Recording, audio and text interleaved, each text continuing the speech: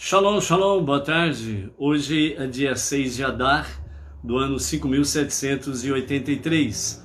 E nós estamos no dia 27 de fevereiro do ano de 2023. Estamos aí em à tarde com a Torá, trazendo a paraxá da semana, que é Tetzaveh, que significa ordenarás, né? Deus falando a Moshe. E nós estamos hoje no segundo dia da semana, é o segundo dia para o Shabat. Então nós estamos aí na nossa leitura semanal, a segunda leitura, a segunda Aliyá.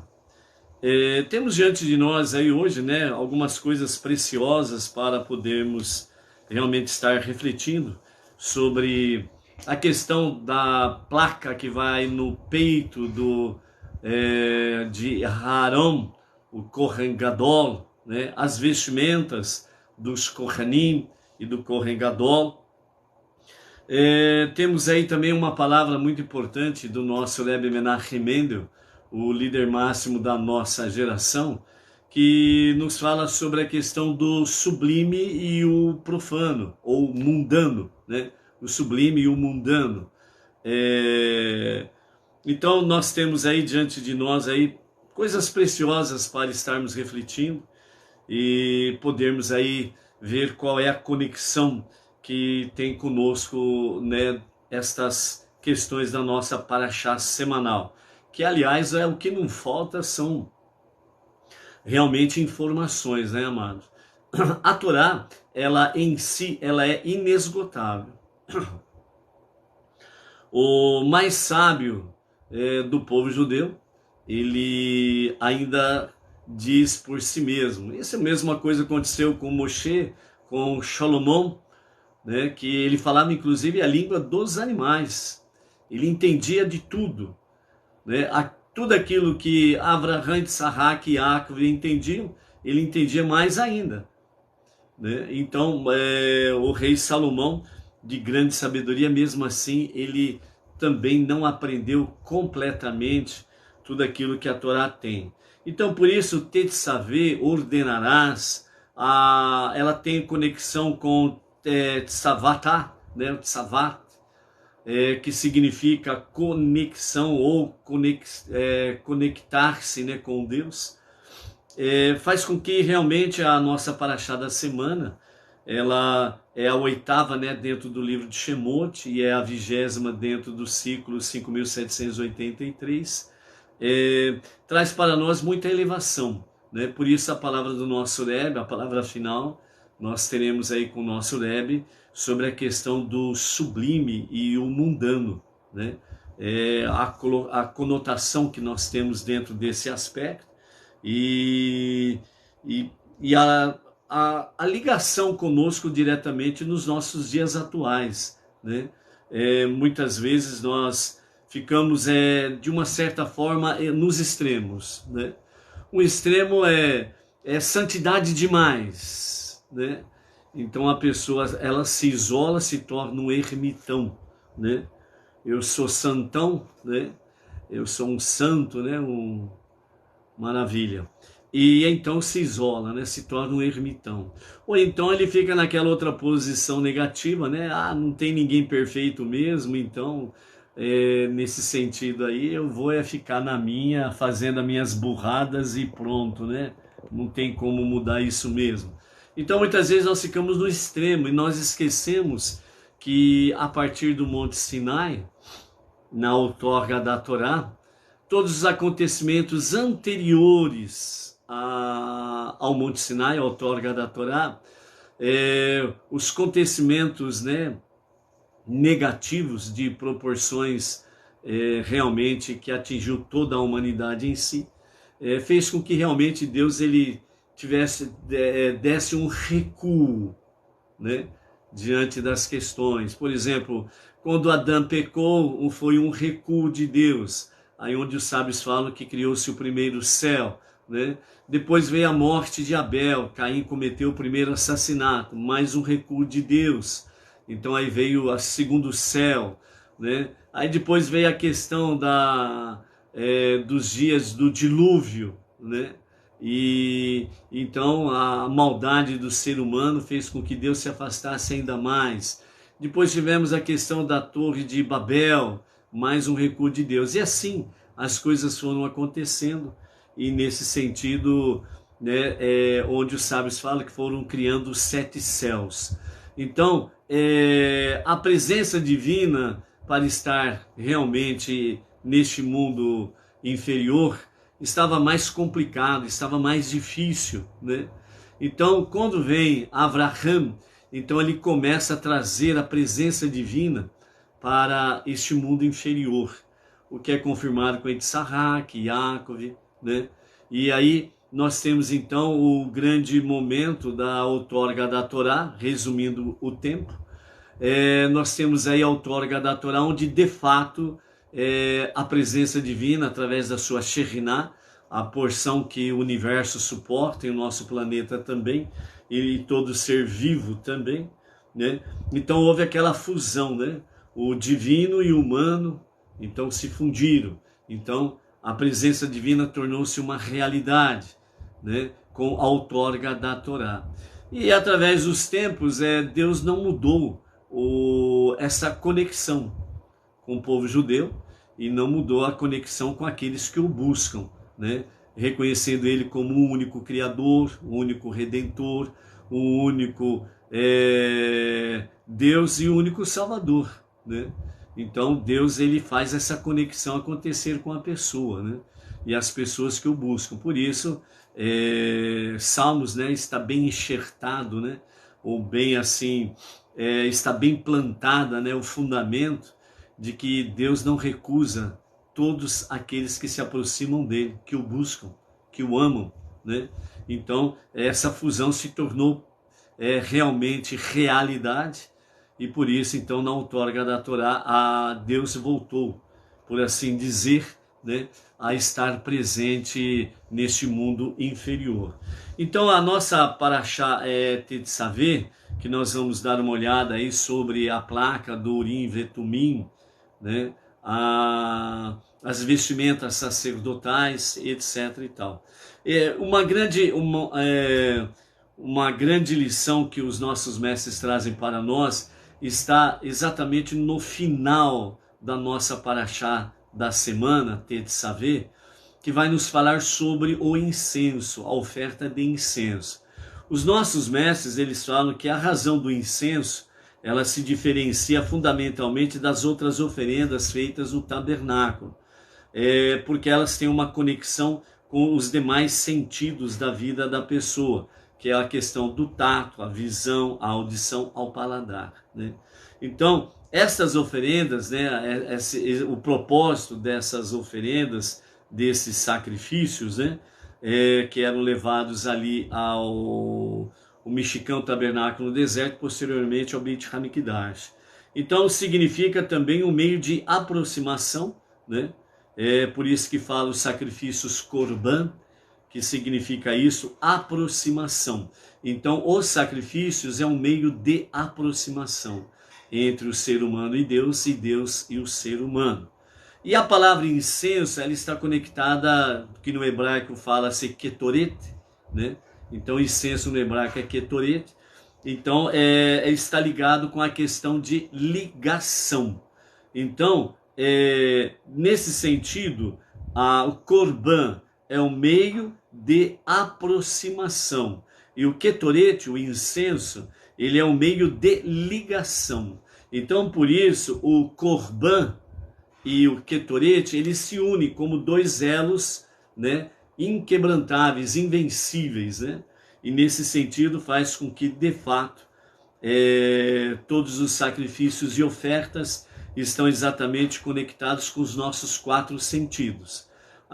O tato, a visão, a audição e o paladar. Porém, o incenso, o ketoret, que é o meio de ligação, né? Então, esse incenso, ele mobiliza o 5º sentido, que é exatamente o olfato. E o olfato, ele é extremamente espiritual. O olfato é espiritual. Todas as outras coisas precisam de algo palpável para se sentir. Por isso os korbanot, os sacrifícios, né? O meio de aproximação. E o incenso é exatamente, mobiliza a parte mais espiritual do ser humano, o olfato, o cheiro. Por isso Deus soprou em suas narinas o fôlego de vida. E aquele boneco de terra passou a ser alma vivente. Então, por isso, quando o ser humano morre, então ele dá o seu último respiro. E nesse seu último respiro é o olfato. É um momento realmente precioso na separação do corpo e da alma, que retorna a Deus. É um momento muito importante de poder sentir-se um bom cheiro, um bom perfume, porque envolve todo o ser humano, o olfato, entendeu? Então, é por isso que realmente o incenso, ele é a oferenda mais agradável a Deus de todas. É o sacrifício, a oferenda que mais, na linguagem humana para entendermos, é o que mais alegra o coração de Deus, o incenso. Então, como que você pode ser esse incenso para Deus? Como que você pode ser esse cheiro para Deus? Através daquelas 5 bases. A techuvá, tefilá, techuvá, retorno a Deus para um verdadeiro e genuíno arrependimento. Tefilá ou tefilot, preces diárias a Hashem. O estudo da Torá, o estudo das 7 leis de Noah e suas ramificações, e a tzedakah. Então, é desta forma que nós nos tornamos um bom perfume para Deus, um cheiro agradável a Deus. É a oferenda do incenso, do ketorete. Então, que nós sejamos esse ketorete, sem sombra de dúvidas, no nosso dia a dia, ok? O capítulo 28 de Shemot, Êxodo, ele vem justamente para falar conosco, né, dentro de todo esse contexto do capítulo 28, né, que nós vamos aí até o capítulo 30, verso 10, vem falar explicitamente aí de forma mais ainda dentro da questão das vestimentas e todo o aparato que os Kohanim usam, né? E todo o aparato que o Kohen Gadol usa em dobro em relação aos Kohanim, os sacerdotes simples. Enquanto eles usam 4 vestimentas, o Kohen Gadol usa 8 vestimentas, ok? Então, por isso, o 8 ele é superior ao 7, né? Então, o 7 é aquilo que é completo, aquilo que se completa, aquilo que está dentro de uma completude, né? Ele tem princípio, meio e fim. Por exemplo, a semana, ok? A semana, ela tem o seu primeiro dia, tem o seu meio de semana e ela só se completa no 7º dia. Então, por isso que fala também os sábios que todo 7 Deus ama. Então, tudo aquilo que tem uma conexão com o 7, né, é muito precioso realmente a Hashem, ok? Rashi, né, que é o grande comentarista da Torá, Rashi ele fala para conosco a respeito das vestimentas do Kohen Gadol, que é exatamente as 8 vestimentas de Arão. O primeiro é Kohen Gadol, do povo judeu, do Mishkan, tabernáculo no deserto, né? E a sua descendência vem permeando a história no sentido dos Kohanim, né? A tribo de Levi, né? Então a tribo de Levi é a tribo, os descendentes de Arão, né? Dentro da questão de sacerdócio, serviço no templo especificamente, né?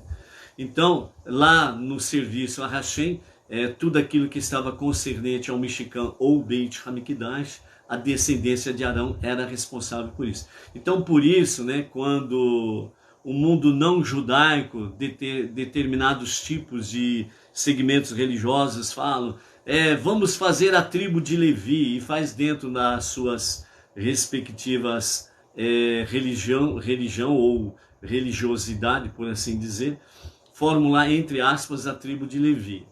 É totalmente sem fundamento nenhum, porque não tem descendente de Levi que não venha de Arão, né?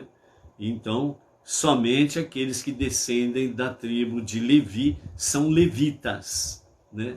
Então, não adianta querer forçar a barra, que aí não tem jeito, né? Com Deus não tem como barganhar de forma fraudulenta, né? Levitas são todos os descendentes da tribo de Levi, portanto são judeus. Os não-judeus não têm descendência levita, ok? Então o nosso mestre Rashi, ele nos fala que Arão, ele sempre estava temeroso por causa da sua participação com a questão do pecado do bezerro de ouro. Então ele ficava numa posição, muitas vezes, né? Ele ficava numa posição, como diz o outro, um pé atrás, né? Será que realmente Deus me perdoou? Será que realmente Deus esqueceu a minha participação na questão do bezerro de ouro? Então, por isso, Deus ele foi separando, né, de forma progressiva, ponto a ponto, passo a passo, que o sacerdócio de Arão como Kohen Gadol fosse algo muito especial e sublime, para que realmente não parasse nenhuma dúvida de que ele tinha sido perdoado. Dentro dessa questão, segundo a Mishnah, né, os níveis mais profundos e elevados também de interpretação da Torá, então os nossos sábios da Mishnah diz que todo aquele que é participante de idolatria, ele não serve para ser um levita dentro do sacerdócio, como Kohen, sacerdote, ou Kohen Gadol, como sumo sacerdote. Então aí vem aquela pergunta, mas e Arão? Arão, ele participou ativamente do bezerro de ouro. Então é aí que Rashi traz um esclarecimento para que não paire dúvidas de que realmente Arão, quando ele participou do bezerro de ouro, ele ainda não tinha sido nomeado Kohen Gadol. Ele ainda não era o Kohen Gadol. Nós estamos vendo aqui a sequência, ok? Então, ele ainda não tinha sido nomeado oficialmente para ser o Kohen Gadol, e dessa forma a graça, né, a Ruach HaKodesh, né, a Shekhinah, a presença divina, ainda não tinha se manifestado para Arão como Kohen Gadol, né? Ele ainda não estava investido da questão Kohen Gadol, literalmente falando, e de forma oficial. Então, por isso, né, Rashi, ele fala sobre essa questão, o Kli Yakar, um outro comentarista também, ele fala nesse sentido.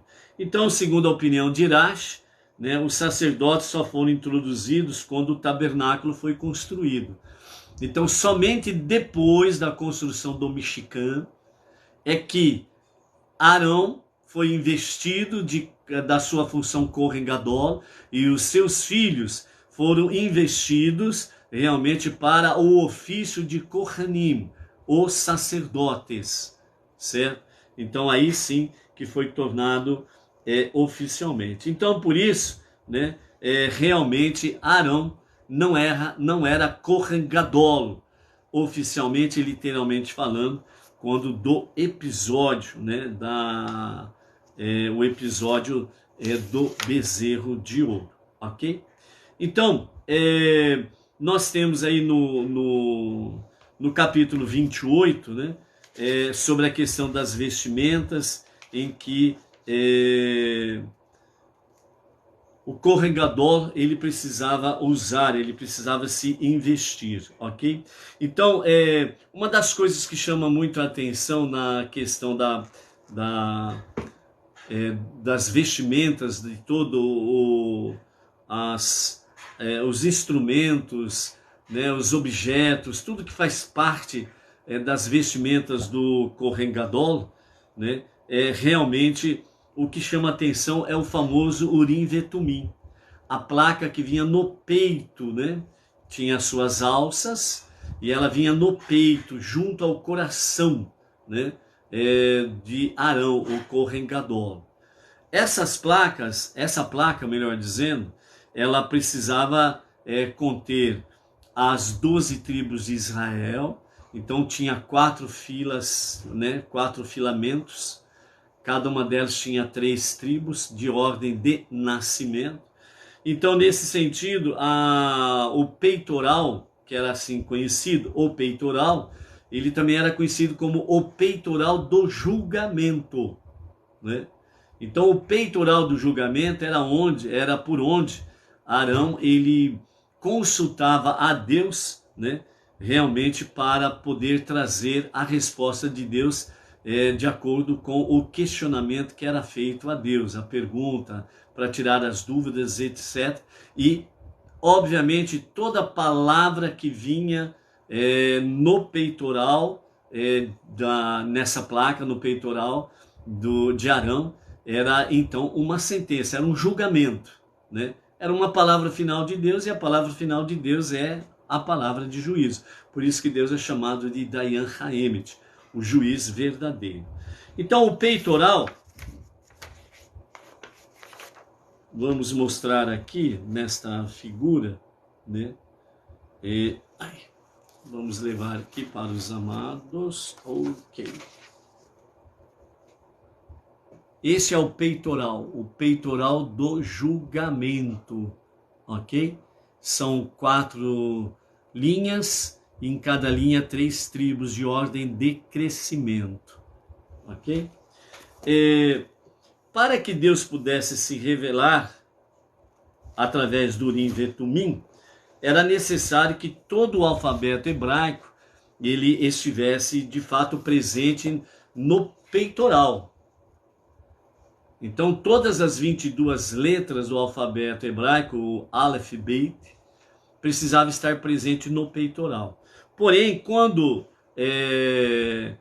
tem as 4 filas e em cada uma delas tem as três tribos de ordem crescente, lembrando que o hebraico se lê da direita, essa é minha direita, apesar de você estar vendo invertido, ok? O hebraico se lê da direita para a esquerda, como são as línguas semíticas, né? Então o peitoral é a mesma coisa, é da direita para a esquerda. Então a primeira pedra que está no peitoral, né? Vamos novamente mostrar aqui, você vai ver de forma invertida aí, né? Por causa da câmera, ok? Então, do lado direito, apesar que você vê invertido, mas aqui é o lado direito da placa do peitoral, o peitoral do julgamento. E a última tribo está exatamente aqui, né, do lado esquerdo. Então se lê da direita para a esquerda, volta, direita para a esquerda, volta aqui, direita para a esquerda, volta aqui, direita para a esquerda, e aqui está então a última tribo. Como elas não tinham todos os 22 letras do Aleph Beit, então, acima da primeira placa, foi acrescentada o nome dos 3 patriarcas. E na última placa, né, que identifica a última tribo, foi acrescentado em hebraico a palavra Shivite Yeshurum, ou seja, as 12 tribos de Israel. Então, assim, as 22 letras do Aleph Beit, o alfabeto hebraico, está presente no peitoral, né, do Kohen Gadol. Então, esse peitoral, ele era que nem, se você pega uma folha, né, uma folha de sulfite, por exemplo, você dobra no meio. Então, esse era o peitoral. E aqui são as 12 tribos de Israel, né? E o primeiro quadro lá, né, que vem de Reuven, então foi acrescentado em cima da plaqueta o nome dos 3 patriarcas, Avraham, Issaque e Yaakov. E na última placa, né, que temos aí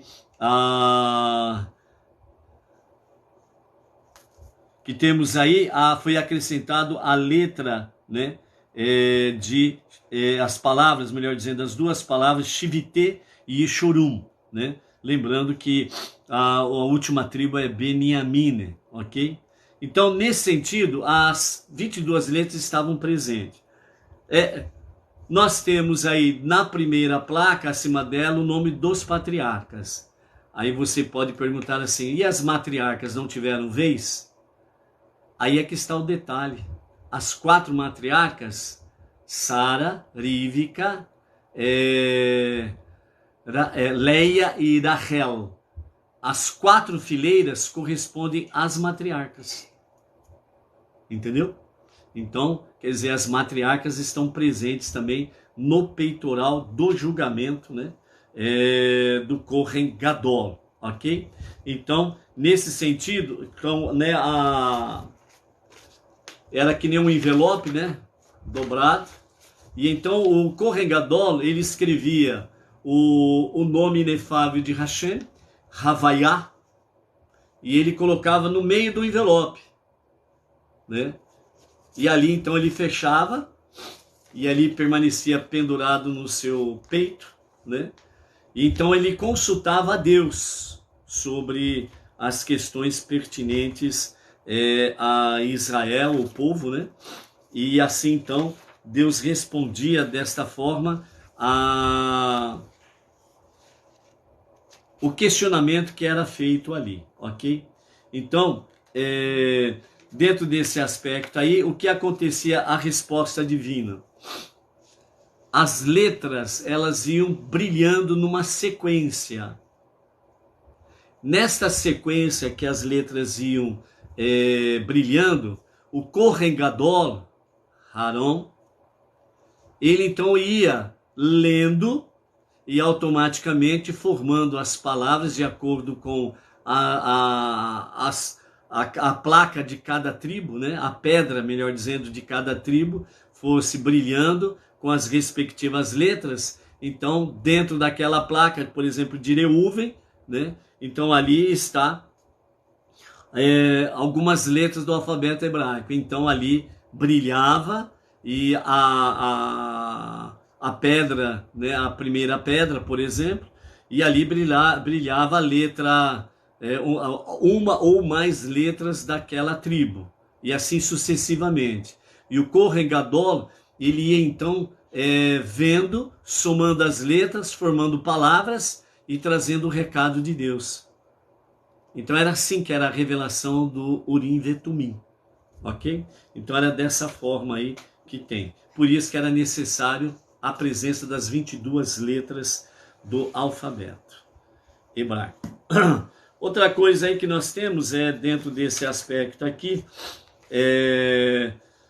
nós temos aí então, deixa eu ver se tem mais alguma coisa aqui. Então, nesse sentido, nós temos aí a primeira fileira, né? Ela continha as pedras, né? Um quartzo vermelha, uma esmeralda e um quartzo amarelo, as 3 primeiras pedras. A segunda fileira, rubi, safira e berilo, que era uma gema azul esverdeada. A terceira fileira era zircônia vermelha, quartzo rajado, ametista, que é a violeta, e a quarta fileira era de crisólito amarelo esverdeado, ônix e jaspe, né? Conhecido também como quartzo opaco, né? Então essas pedras foram colocadas no engaste de ouro, né? E o nome dos filhos de Israel, os 12 nomes ao todo, né? Estavam ali nestas pedras. E também acima da primeira pedra, ou seja, em cima da pedra quartzo vermelho, estava o nome dos 3 patriarcas. E na última placa, né, na última pedra, que era exatamente da quarta fileira, a jaspe, né, o quartzo opaco, era Shivite e Yeshurun, que significa as 12 tribos de Israel. Ok? Então, dentro dessa ordem, então seguia-se o quê, né? As tribos Reuven, Shimon, Levi, Yehudá, Dan, Naftali, né? Em uma pedra, depois Gad, Asher, Isahar, Zevulun, Yosef, Beniamim, né, nas outras pedras aí. Então era na sequência de nascimento, né? Rashi ainda ele comenta que o nome de Deus, né, revelado como as 42 letras, que é escrito no Urim Vetumim. Então acaba dando aí no cômputo geral, em torno de 42 letras, melhor falando. E então, nessa questão, a presença divina e a resposta para o devido questionamento aí.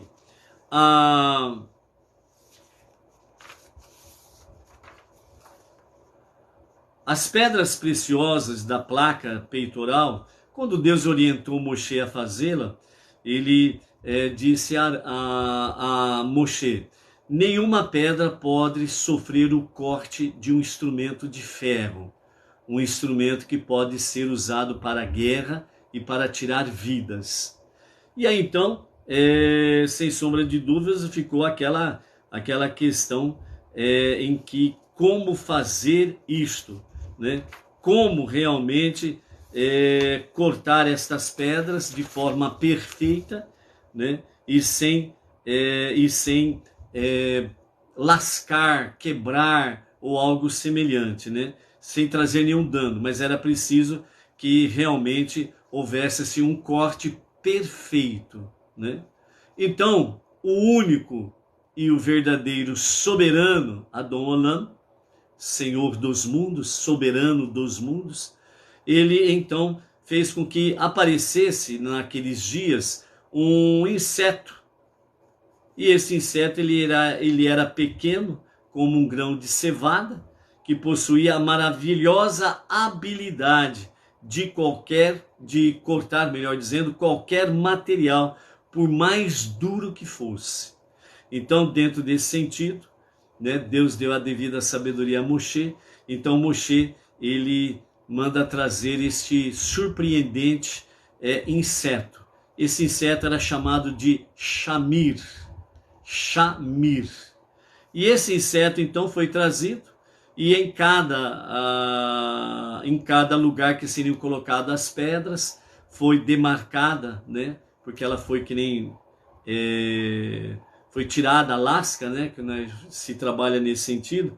Então, onde foi marcado, então esse inseto era colocado ali e ele cortava corretamente a placa para colocar as pedras. A mesma coisa acontecia sobre as pedras. As pedras preciosas, elas vinham da sua forma bruta, né, como tirada da terra originalmente.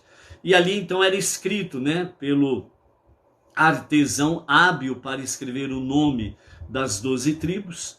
E então ele escrevia na pedra bruta o nome das tribos. E então esse inseto, o Shamir, ele era colocado na pedra e ele cortava perfeitamente aquela pedra aonde envolto da tinta, né, onde estava escrito o nome das 12 tribos.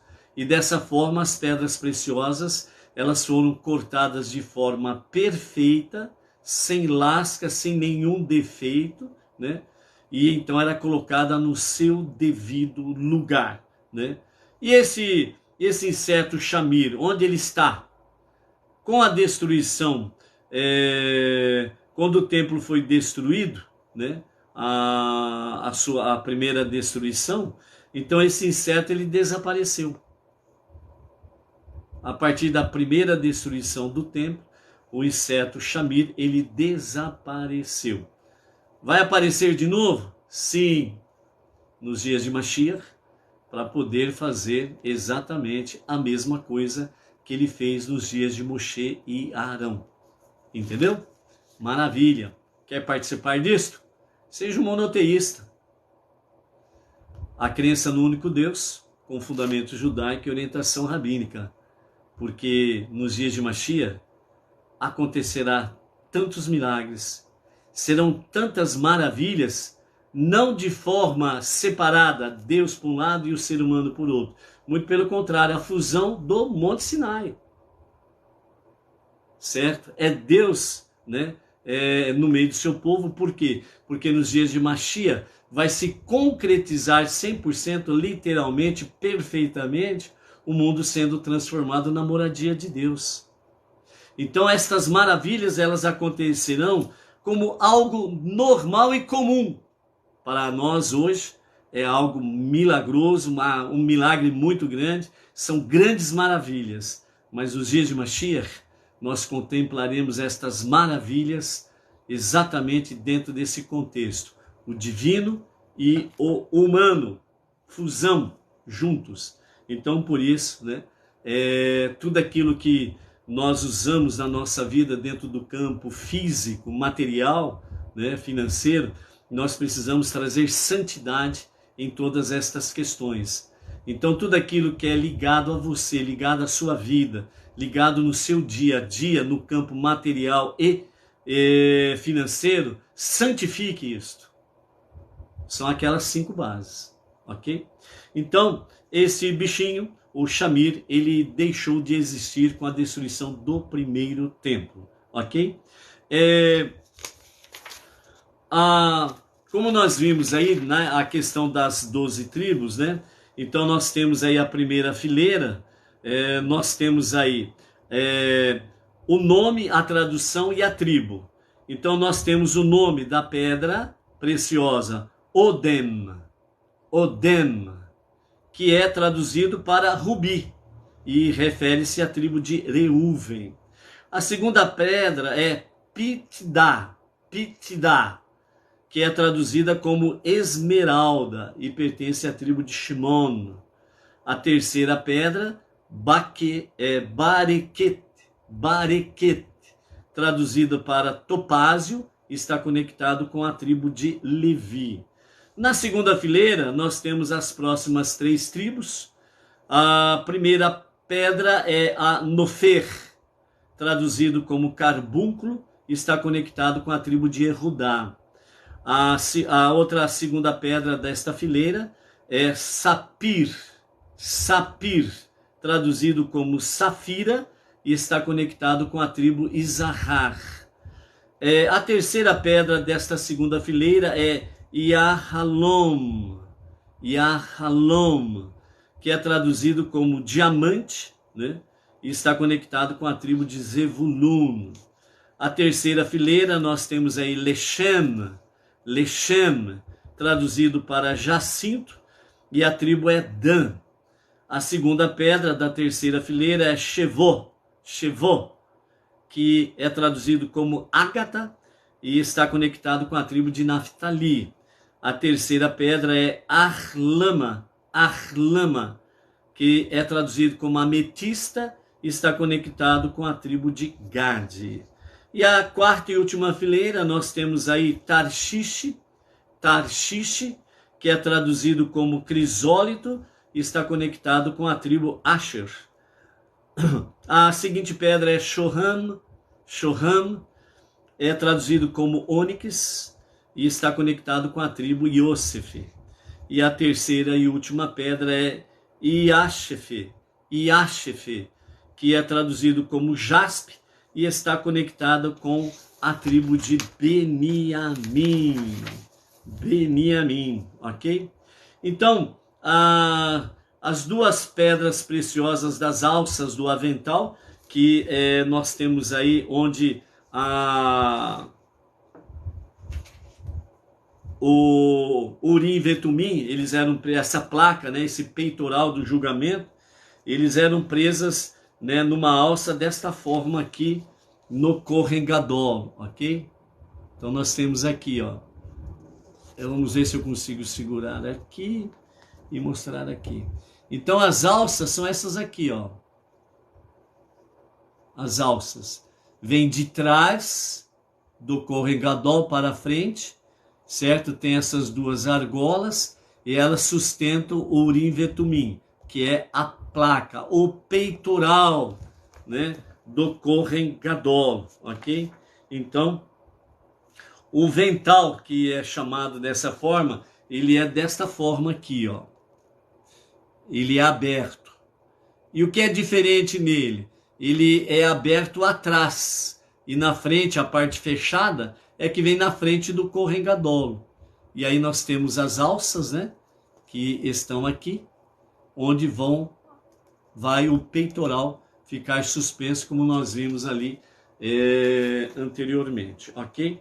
Então aí, dentro desse sentido, o peitoral ele vai ficar dessa forma aqui, ó. Então, como ele é dobrado como um envelope, automaticamente a boca, por assim dizer, fica para cima e a dobra fica para baixo, ok? Ele fica aberto em cima e fechado embaixo. Então, quando o Kohen Gadol escrevia o nome inefável de Deus, o Havaiá, então ele é com o tetragrama sagrado, então ele colocava o papel ou o papiro, na onde ele escrevia o nome de Deus, e ele colocava dentro e fechava. E aí ele levava a petição para Deus, e nessa forma de levar a petição para Deus, então ele fazia com que as pedras brilhassem, e em cada pedra as letras correspondendo à resposta de Deus. Então assim o Kohen Gadol ele decifrava o recado de Deus e ele dava o recado de Deus. Quais eram os assuntos pertinentes a isto? Chega lá o Benei Noah, né? Ou Ben Noah, ou Abate Noah. Arão, essa noite eu tive um sonho. Eu sonhei com piolho. O que significa isso? Aí Arão fala assim, vamos consultar a Deus? Nananina, não. Não tem nada disso não, filho.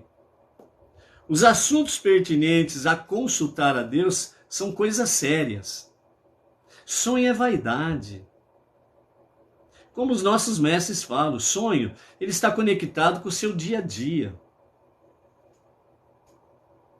Então, para que os nossos mestres falam, os nossos rabinos falam, para que Deus possa revelar uma mensagem através de um sonho, tem que ser algo muito, muito...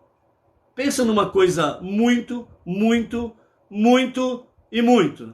Dá uma multiplicada aí por 1 milhão mais ou menos. Aí você vai ter uma noção como que Deus revela no sonho.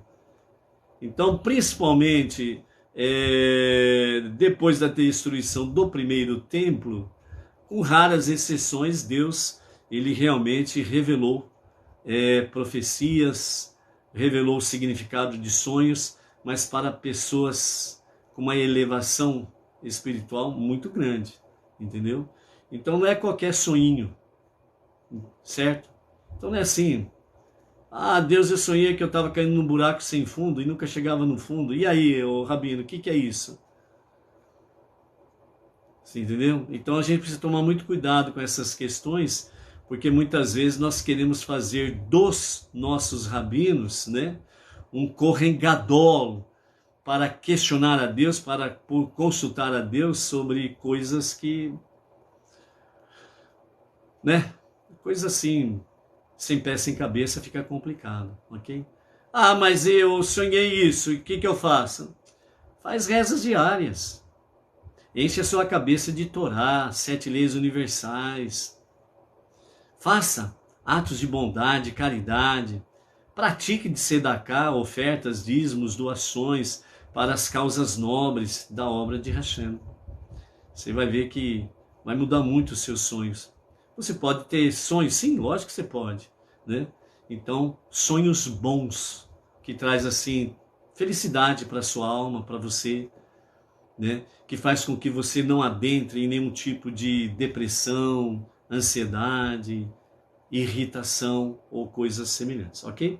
Então, os 3 questionamentos que era permitido para que o povo fosse ao Kohen Gadol e o Kohen Gadol fosse a Deus consultar pelo Urim Vetumim era, primeira coisa, coisas referentes, assuntos referentes ao rei de Israel.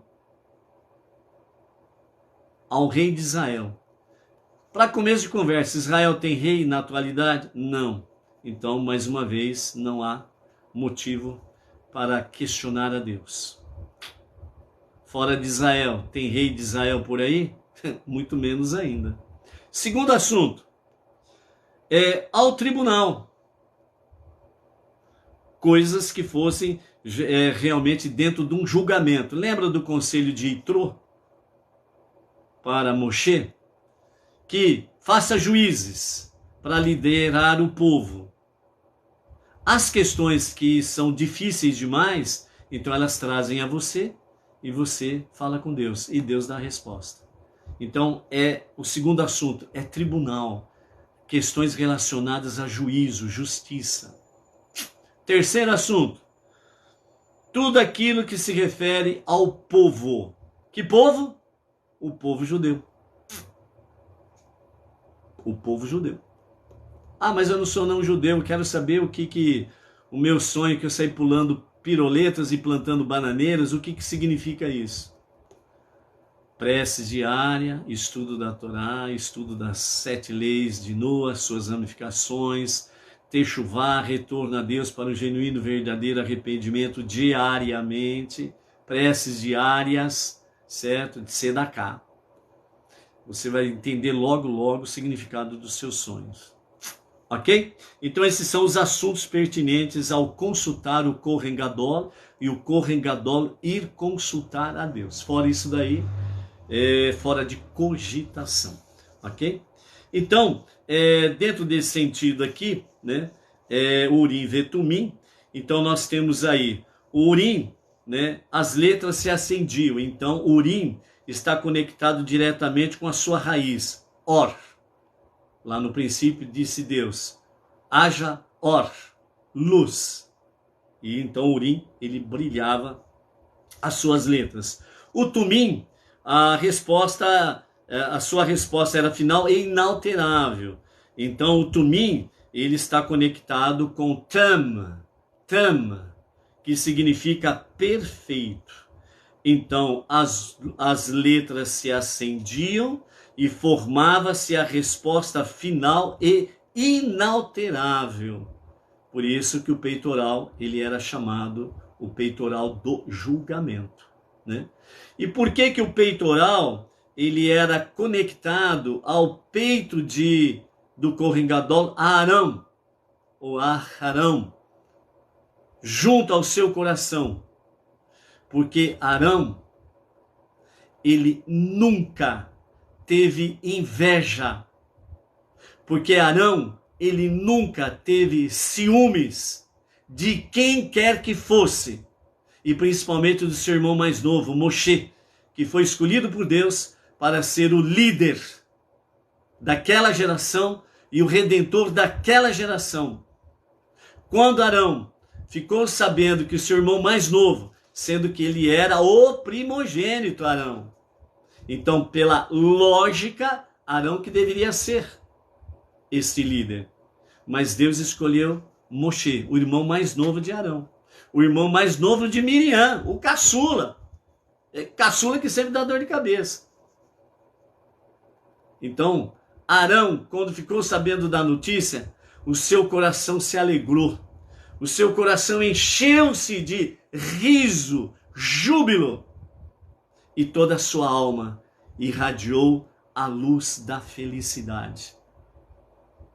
Então Deus recompensou Arão para trazer junto do seu peito o peitoral do julgamento, onde ali, Urim e Tumim, revelava-se a resposta divina. Olha o que significa júbilo, alegria.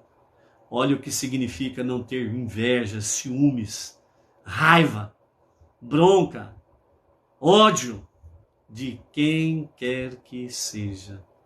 É júbilo. Você quer ser feliz? Uma das regras é esta. Não deixe o seu coração inundar-se com inveja, ciúmes, com raiva, com ódio. É um dos segredos para a felicidade. Ok? Baruch Hashem, né? Então, dessa forma, né, nós temos aí essa graça bendita do Urim e Tumim. Ok? As vestimentas, para finalizarmos aqui, sobre a questão das vestimentas, que vamos voltar a falar amanhã, com a graça de Hashem, se Hashem assim o permitir, né? Que se Mashiach não vier até lá, ou se porventura não formos partir dessa configuração aqui, né? Que Hashem nos dê mais tempo aí até os 120 anos, né? Para podermos aí cumprir a nossa tarefa suprema, né? Transformar este mundo ombro a ombro com o nosso irmão mais velho, o povo judeu, na moradia de Deus, ok? Baruch Hashem. Então, nas duas últimas palavras aqui, sobre a questão das vestimentas, né? O sublime e o mundano, em que o nosso Rebbe fala, e também um aspecto inicial sobre a questão das vestimentas, né? Então nós temos aí um preâmbulo para as vestimentas, está exatamente sobre a questão, o tampo da arca sagrada, onde tinha os dois querubins, né? Um voltado para o outro, face a face, e as suas asas se tocavam, né? Nesse sentido. Então, cada um dos querubim, eles de fato, eles tinham 8 conexões dentro desse sentido aí. Ou seja, cada anjo, cada querubim tinha 4 elementos. Então, 4 mais 4 é 8. Né? Às vezes alguém pode dizer que é 7 ou 6, né? Sabe lá, ou 9, depende. Então, cada anjo tinha 4 elementos. 4 mais 4 são 8.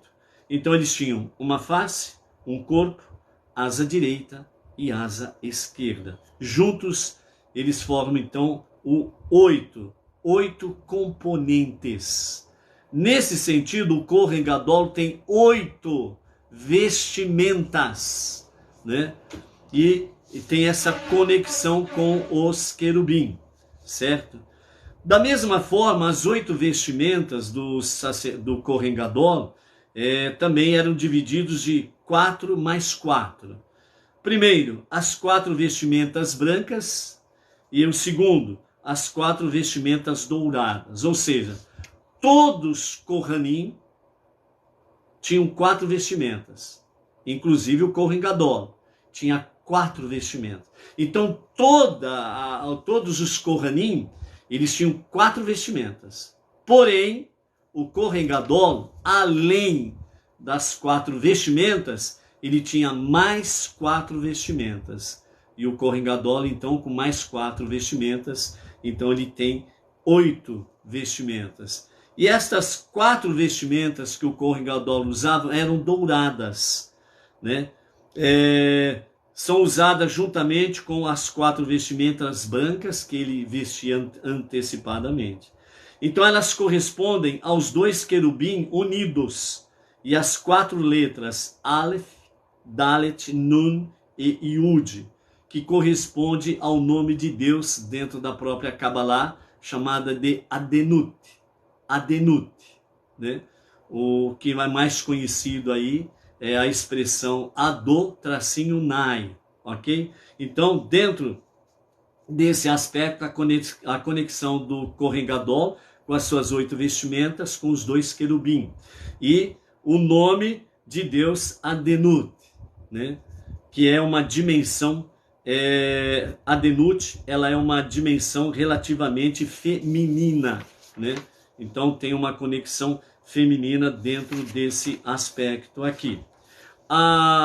O poder reparador das 8 vestimentas do Kohen Gadol traz para nós um especial poder reparador para cada pecado em particular do povo de Israel.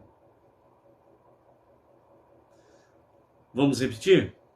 O poder reparador das 8 vestimentas sacerdotais do Kohen Gadol eram usadas especialmente para reparar cada pecado em particular do povo judeu.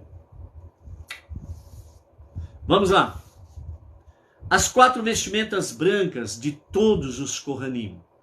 Nós temos aí o nome da vestimenta, chapéu, já traduzido de forma, já para entender.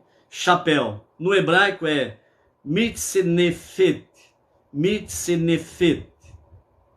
Essa vestimenta, chapéu, né, ela está conectado com o pecado do poder, né, das vestimentas para reparar o pecado da arrogância.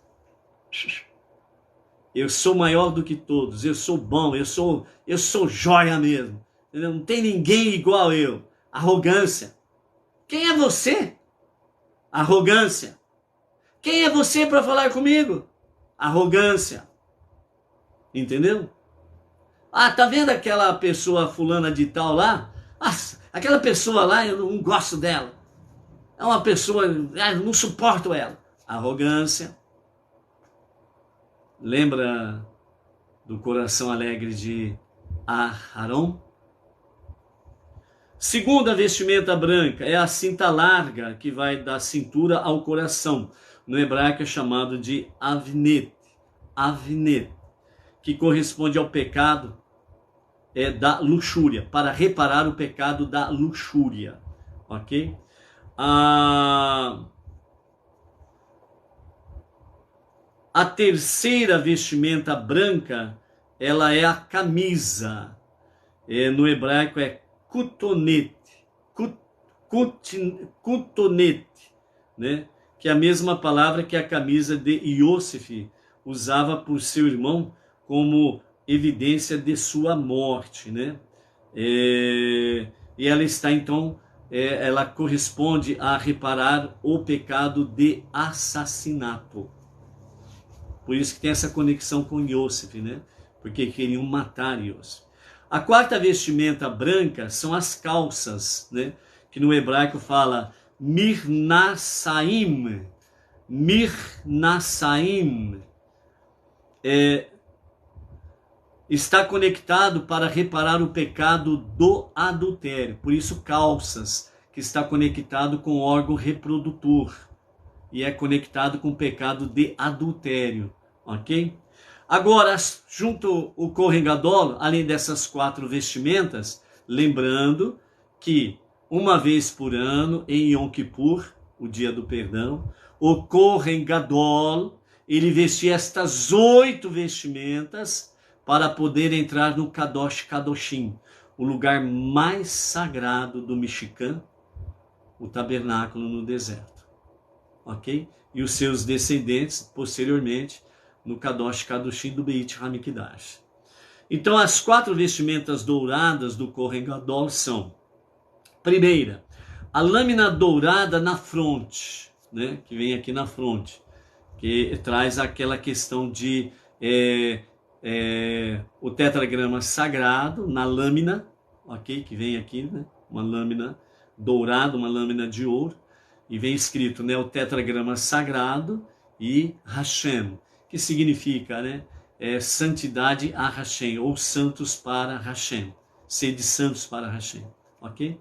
Então, no hebraico é tzitzi, que vem reparar o pecado do orgulho. Então, por isso vem a questão santidade para Deus, santidade para o Eterno, sede santos para o Eterno, para que não haja orgulho, aí você não vai cair no pecado da egolatria, ok? A segunda vestimenta dourada é um manto, que no hebraico é chamado de meil, e ela está realmente conectada para reparar o pecado da difamação, né? O pecado lá do Lashon Hará. A terceira vestimenta é a placa peitoral, o Roserem Mishpat. Roserem Mishpat, que está conectado para reparar o pecado do julgamento corrupto. Ó juízes, né? Até quando julgareis de forma corrupta, né? Então é para reparar o julgamento corrupto. E a quarta vestimenta dourada do Kohen Gadol é o avental, o efod, que está conectado para reparar o pecado de idolatria, né? Então, nesse sentido aqui nós temos as vestimentas, né? Temos mais para comentarmos. Amanhã nós vamos comentar, pela graça de Hashem, né? Uma passagem muito importante lá de Êxodo, capítulo 27, verso 20, né? Que nos fala, né, traduzido, né? E tu ordenarás aos filhos de Israel, e eles lhe trarão óleo puro de olivas, esmagadas para se tornarem uma luz, para acenderem a luz, a luz eterna, né? Que é a conexão com a menorá, ok? Amanhã nós vamos falar desse versículo em hebraico e o significado dele nesse sentido aqui, ok? Para que nós possamos aí, para não ficar longo, né? Para ficarmos aqui com a nossa palavra final do nosso Rebbe Menachem Mendel, né? A liderança espiritual máxima da nossa geração, que nos fala sobre o sublime e o mundano, porque tudo isso tem uma conexão com o sublime e o mundano, né? Então aqui agora o nosso Rebbe Menachem Mendel, ele traz não só uma visão para o povo judeu em si, mas para todo aquele que é temente a Deus, que realmente crê Deus como o único Criador, o único Deus, o único Redentor e Salvador, né? Que está no monoteísmo com fundamento judaico, com uma orientação rabínica, né? Então, o sublime e o mundano. Então, o peitoral não deve ficar solto do efod, né? O efod. Ele ficava pendurado nas costas e até os calcanhares, quando o peitoral se apoiava na frente sobre o coração, né? O peitoral já mostramos aí, o peitoral, né? O peitoral do julgamento. E vimos ali aquelas alças, que é presa àquele avental, o efod, certo? O avental é o efod ali. Então, ele ia até o calcanhar do Kohen Gadol, ok? Então, as costas representam o que é externo e mundano. Os aspectos da vida que podem ser necessários, mas não são nosso principal foco de atenção. Já o lado da frente representa o interior e o sublime.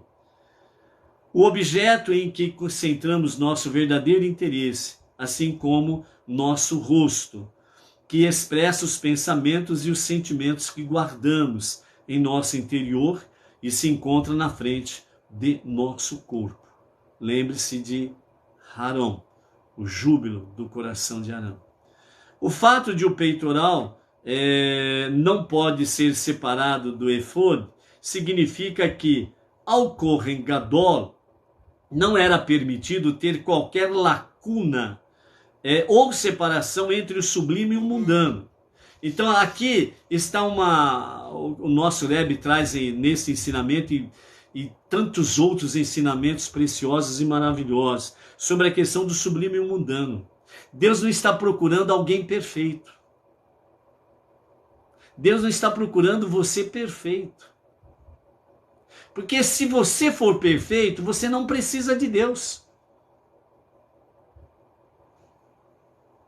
Se você for perfeito, para que Deus? É isso que significa sublime e mundano. É isso que significa o Monte Sinai, a revelação, a outorga da Torá. O sublime, o santo é ele. E o mundano, o físico, é nós aqui embaixo, o nosso mundo inferior. Só assim pode ter fusão entre o divino e o humano. Se, modo de dizer, se você é perfeito, Deus é o único perfeito, então você não precisa de Deus. Então, cuidado com essa questão aí, né? A pessoa se colocar numa posição de eu sou perfeito. Bom, ou então, por isso, de fato, o sublime e o mundano, ou seja, entre os aspectos essenciais e os externos da sua vida. Ou seja, o interno e o externo. O interno, a alma divina. O externo, o físico. Este choque que acontece nesse mundo inferior. O interno, a nossa alma divina, que quer cada vez mais, como uma chama, se elevar à presença divina. O externo, o físico, que é contrário, quer puxar a alma para baixo, sempre no embate contra a alma divina. Então, é onde precisa ter esta fusão. o interno divino e o externo físico, mundano. O interno sublime, santo, a alma divina, conexão com Deus. O externo, o nosso corpo físico, conectado muito fortemente com a nossa alma animal, que procura os seus desejos desenfreados e companhia limitada. É onde que precisa trazer essa fusão para ter equilíbrio e assim prestarmos a Hashem um serviço que lhe é agradável, como um incenso suave. Ok? Então, portanto, amados, o que vale para nosso idealista e inspirado coração deve também expressar-se até mesmo em nossos calcanhares, isto é, nos aspectos comuns e rotineiros de nossas vidas. Né? Então, esses aspectos comuns e rotineiros das nossas vidas, representados pelos calcanhares do Kohen Gadol, né? Por isso o profeta Isaías, ele diz: bem-aventurados os pés daqueles que anunciam Shalom, anunciam a paz. Como que nós podemos anunciar Shalom, anunciar a paz? As palavras da Torá. É assim que nós anunciamos. E é assim que nós vamos transformando, ombro a ombro, com o nosso irmão judeu, o irmão mais velho, transformando o mundo para ser a moradia de Deus. Então, que o nosso coração, né, chamado aqui pelo nosso Rebbe de idealista e inspirador, que ele possa realmente, os nossos corações se voltarem cada vez mais para a alma divina, para que ela seja forte e traga a alma animal para ser subserviente, né, à luz, à santidade, ao sublime. E aquilo que é mundano da própria alma animal, coragem, ousadia, falta de... não tem medo, muito pelo contrário, tem muita ousadia, muita coragem para ir, divulgar, expandir e levar cada vez mais avante o monoteísmo, com fundamento judaico e orientação rabínica, para que este mundo seja transformado à moradia de Deus. E nessa ousadia, sublime, santidade, alma divina, coragem, ousadia da alma animal, pronto para o embate, pronto para a luta, pronto para ir em frente, sem medo de nada e de ninguém, mas determinada em fusão com a alma divina, em cumprir a vontade de Deus, de transformar este mundo para ser a morada de Deus, aí nos tornamos imbatíveis, invencíveis, porque estaremos numa fusão com Deus. E nesse sentido, nós estaremos transformando este mundo para ser a moradia de Deus, para que Mashiach se revele a qualquer momento, e a qualquer momento mesmo. Amém. Vê. Amém. Com a graça de Hashem, amanhã estaremos de volta. Shalom, shalom. Grato pela sua presença.